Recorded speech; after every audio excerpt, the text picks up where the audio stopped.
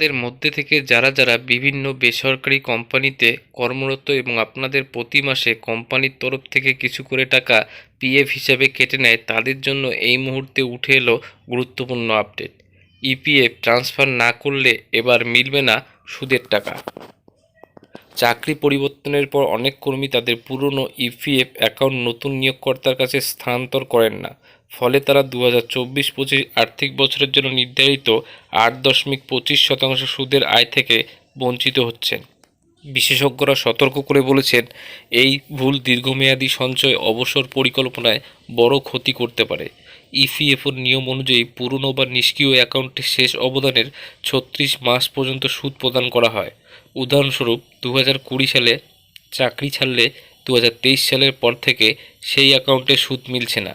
এতে চক্রবৃদ্ধি সুদের সুবিধা হারানো যায়, যা অবসরকালীন সঞ্চয়ে বড় প্রভাব ফেলে, বলেন ফিনান্সিয়াল প্ল্যানার রাহুল শর্মা। এছাড়া পুরনো অ্যাকাউন্ট থেকে টাকা তোলার ক্ষেত্রে আধার, প্যান বা ব্যাংক বিবরণ অমিল থাকলে জটিলতা বাড়ে। চাকরি বদলের পর ইপিএফওর মেম্বার সেবা পোর্টালের মাধ্যমে অ্যাকাউন্ট স্থানান্তর করা জরুরি। নিশ্চিত করুন আপনার আধার, প্যান, ব্যাংক বিবরণ সঠিক আছে কিনা। বিশেষজ্ঞরা পরামর্শ দেন, অপ্রয়োজনীয় উত্তোলন এড়িয়ে ইপিএফওর সঞ্চয় বাড়তে দেওয়া উচিত।